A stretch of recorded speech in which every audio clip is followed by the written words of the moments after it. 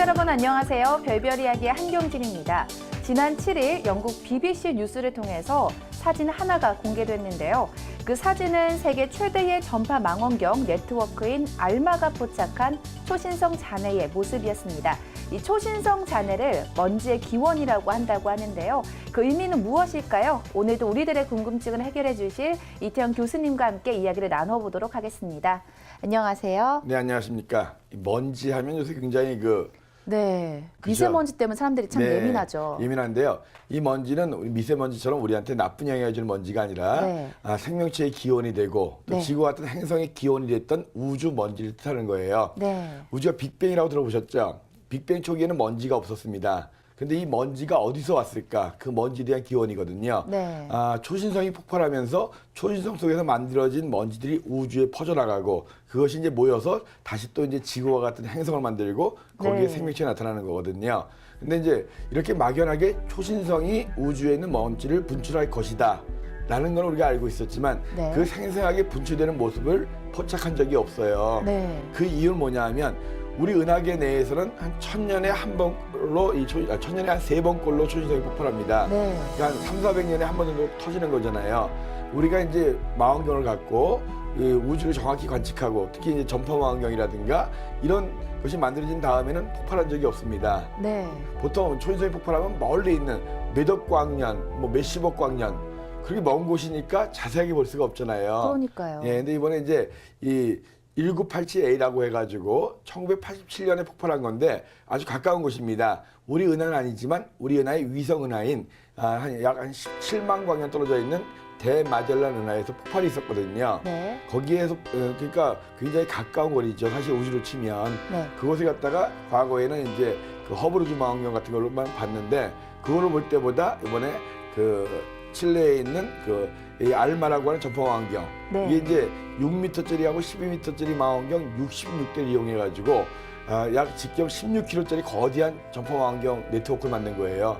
그걸로 이용해서 촬영을 해보니까 실제로 그 중심부에서 먼지가 피어오르는 분출되는 거죠. 네. 먼지가 분출되는 모습이 아주 생생하게 찍혔다. 와. 그런 얘기거든요. 그래서 우리가 알고 있었는데 그걸 실제로 보는 것과 틀리잖아요. 다르죠. 이렇게 그렇죠. 듣는 거와 보는 거 네. 확연하게 다르죠. 지금 보시는 여기서 봤던 이 사진은 네. 이 알마가 찍은 영상과 그다음에 이 허블 우주 망원경 또 네. 이제 여러 가지 그러니까 케플러라는 우주 망원경이 찍은 사진들을 합성한 건데 그 세세한 모습은 이 알마가 만든 겁니다. 그래서 칠레의 그 5,000m 있는 아타카마 사막에 있는 이 거대한 전파 망원경을 이용해서 우주의 그 세세한 모습이 아주 잘 포착된 그런 모습이거든요. 아무튼 우주의 먼지 그 기원은 초신성 폭발이었다. 네. 그리고 그 먼지에서부터 시작돼가지고 행성 같은 것이 만들어지고 그 속에서 생명체도 태어났다 하는 거거든요. 그래서 이 우주의 아주 중요한 먼지의 기원이 포착된 사실 감상하시면서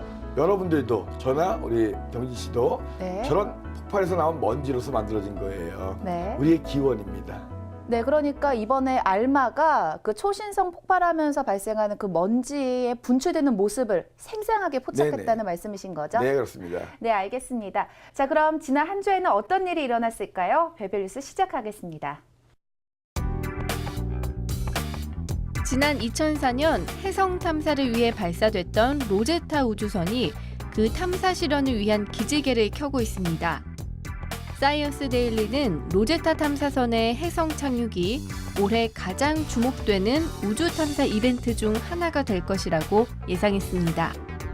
로제타 탐사선은 오는 8월까지 바위와 얼음 덩어리로 이루어진 해성에 근접한 후 11월에는 착륙선인 필레를 착륙시킬 계획입니다. 높이 80cm의 넓이 1m 크기의 원통형 모습을 가진 이 착륙선은 드릴을 이용해 샘플을 채굴한 뒤 이를 분석하는 미션을 수행하게 됩니다.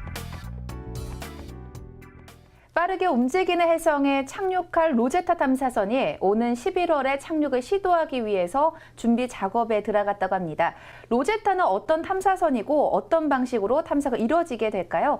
교수님, 자세히 설명 좀 해주시죠. 네, 이 로제타라고 하는 것은 이제 과거의 비밀을 밝혀내는 키를 가진 겁니다. 네. 그래서 해성의 비밀을 밝혀내기 위해서 2004년에 로제타 탐사선이 출발을 했어요. 네. 벌써 10년 전이죠. 그러게요. 네, 10년 동안 오랫동안 이 우주를 날면서 이 혜성에 착륙하는 건데요. 이 혜성의 이름이 67P 추르모프 게라시멘코라는 혜성이에요. 와, 이름 어렵네요. 발견자 이름을 따기 때문에 굉장히 어렵습니다. 네. 그래서 추르모프 게라시멘코라는 이런 혜성에 가까이 가가지고 혜성에 착륙하는 걸 시도하는 겁니다. 네. 2005년도에 최초로 혜성과 충돌 실험을 해봤어요. 딥임팩트라고 해가지고 혜성과 탐사선이 충돌하면서 거기서 피어나는 먼지라든가 이제 수증기를 분석한 적은 있는데 이번 같은 경우에는 직접 혜성에 착륙합니다. 그래서 이 로제타호에서 착륙선을 내려보냅니다. 그래서 한 100km 정도 되는 착륙선을 내려보내가지고 착륙선이 혜성에 착륙해서 지름 한 1m 정도, 네. 높이 한 80cm 정도 되는 원통형의 이제 착륙선이 내려가서 땅을 파고 거기서 이제 시료를 채취해가지고 성분을 분석하는 거거든요. 네. 그 사이에 로제타호는 계속적으로 혜성을 돌고 있고요. 네. 그러면서 이제 혜성의 성분이 무엇인지 정확히 분석하고 또 이 로제타호는 내년 12월까지 혜성 주위를 돌면서 네. 혜성의 자세한 그런 사진들을 찍을 거거든요. 그래서 드디어 이게 혜성을 이렇게 정확히 가까이서 보면서 또 시료 채취하고 연구해 본 적이 없습니다. 네. 지구의 물의 기원이 혜성이라고 많이 알려져 있거든요. 정말 혜성이 물로 되어 있느냐? 우리가 또 추측만 했지 실제로 본 적이 없거든요. 네. 그래서 지구 생명의 기원도 혜성이다 이런 얘기도 많거든요. 그래서 정말 이 혜성은 46억 년 전에 태양계가 만들어질 때 그 모습 그대로거든요. 그래서 이 로제타호가 가가지고 이 혜성과 혜성에 착륙을 하고 거기서 정확한 혜성의 표면을 분석하고 또 네. 혜성 사진을 촬영하면서 46억 년 동안 간직해온 혜성의 비밀이 드디어 밝혀지는 거거든요. 와. 그리고 또 이제 이 혜성이 움직이는 속도가 총알의 20배 이상 빠릅니다. 그러니까 이 우주선이 원래 발사했던 속도도 훨씬 빠르거든요. 네. 그래서 10년 동안 이 탐사선이 뭐 했냐면 계속 지구 근처 돌면서 속도를 높인 거예요. 한번 돌아올 때마다 지구의 중력으로 네. 빨라질 거 아니에요. 그러다가 살짝 비켜나갔다 다시 돌아서 와서 또 빨라지고 네. 해가지고 혜성을 따라잡을 정도의 속력을 만든 다음에 10년 동안이나 그 속도를 만든 거예요. 그렇죠. 그래서 지구를 3번 지나갔고 네. 화성을 1번 지나갔고 해가지고 이제 거의 10년 만에 혜성 가까이 가면서 그동안에 이제 계속적으로 이 탐사선의 기능을 쓰게 하면 연료가 다 나갈 거 아니에요. 네. 그래서 동면을 시켰다가 이제 드디어 깨어나게 하고 있습니다. 깨어나서 올 8월경에 이제 근처로 접근해가지고 네. 이런 탐사를 벌이고 11월경에 이제 착륙을 하는 거거든요. 그러면서 이제 내년 1년 동안 이 로제타호가 혜성을 좀 더 정확히 연구할 건데요. 자, 10년이란 긴 세월. 네. 드디어 혜성에 접근했고 네. 로제타호를 깨워서 이제는 탐사를 본격적으로 시작하라 하는 명령을 내리는 단계입니다. 그게 이제 뉴스에 나온 거거든요. 드디어 이 로제타호가 그 이름대로 혜성의 비밀을 정말 밝혀서 네. 정말 혜성은 이런 거다.